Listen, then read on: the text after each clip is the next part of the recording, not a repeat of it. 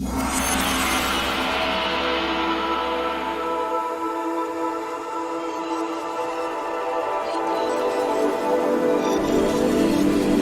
guys, it's Mia here and welcome back once again to another bookish video. Now today, since I've gotten a few books and since I haven't done one for a while, I figured it'd be fun to do a book haul video since I have gotten a few books. Now, I'm going to start out with the one I'm least excited for and go to the ones that I'm most excited to read. So the first one I'm least excited for, but still excited to read, is Here's to Us by Ellen Hillenbrand. Now, I've read a couple of her books, and I have a few of her books to read still. They're all in a pile. These are normally given to me by my grandma because she likes these sort of easygoing, easy read books that's not too hyper, not too fantasized, and not too horrific or anything like that. She just likes a nice, easygoing read. Now, Ellen Hillenbrand focuses mainly on romance, and so we'll see. Now, there is one complaint I have about Ellen Hillenbrand's books altogether, and that is she constantly does beach-type themes. Like, I mean, the whole, books she has, the whole collection. Not just one series is a beach and one series is not. Like, this is a beach theme, this is beach, another beach, and yet another beach. And these aren't even a series. Some of these are standalones and a couple might be a series, but most of them are standalones. I get that's her stick. Ew, the sticker's still on that one. Ew, sticker gunk. I hate that. Why do they put stickers on the covers of books? At least put them inside, in the front cover or something.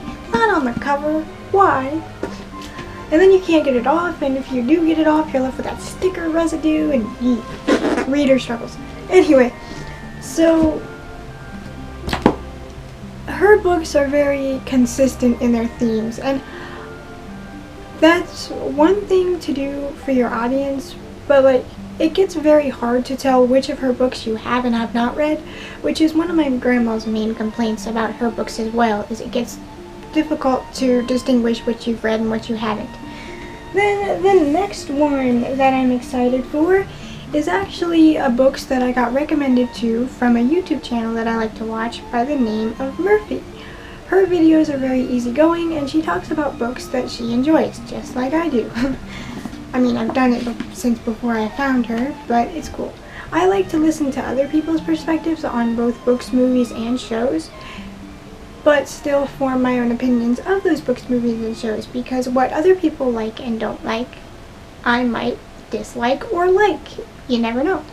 And that is Brandon Sanderson's Skyward and Brandon Sanderson's Starsight. Now, this is a series, it's not done yet. I thought it was a duology, but it might have been another one she was talking about that was a duology, so I got them both in the hopes that I would like them, because the way she was describing his other books, they seemed like something I would really enjoy and really like to get into. And that's another reason I like to watch bookish content, is because through bookish content, I'm finding books that I wouldn't normally pick up for myself and genuinely really enjoying them, which is kind of awesome. And it's also cool to find readers with like-minded opinions to myself. The next one I'm going into is actually not a book that is mine, but one I borrowed, and that is Stephen King's The Wind Through the Keyhole. Now, I've been a fan of Stephen King since I was a little girl. I'm still little, but that's beside the point. Anyway, my first venture with Stephen King was the Rose Red movie and Pet Sematary, the movie. I got into them when I was little because my mom and dad liked the movie, and I kind of watched horror movies and action stuff with them more than cartoons and stuff. I still like anime and cartoons. Yes, I like them a lot, but I grew up mainly on the horror and the stuff like that. Now, I've been wanting to get into Stephen King's books. I tried to read one a long time ago, and it was like this big. It was huge. It was as big as my head.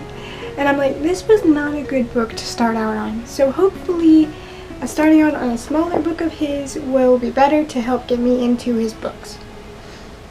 Then I have Nora Roberts' A Quinn Legacy. I don't know why I want to say Queen Legacy. It just rolls off the tongue better than Quinn Legacy. So, I'm no stranger to Nora Roberts. I've actually reviewed a few of her books on my channel already.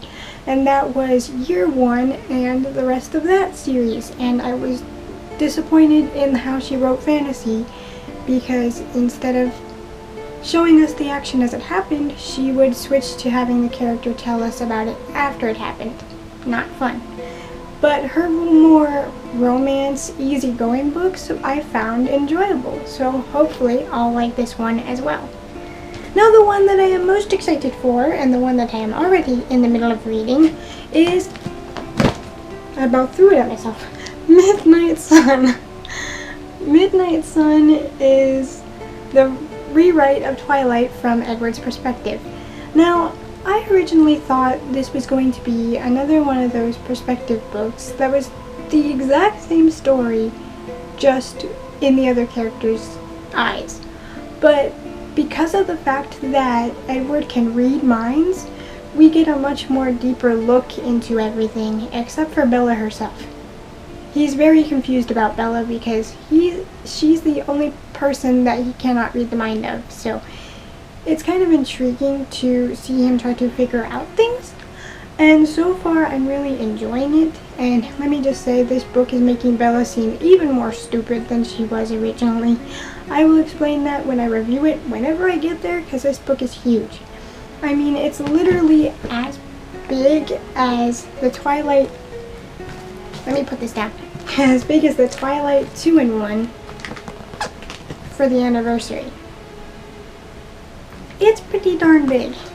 So, I'm really enjoying it so far. I'm only like 100 and some pages in, and this is a nearly 700-page book, so good thing it's interesting.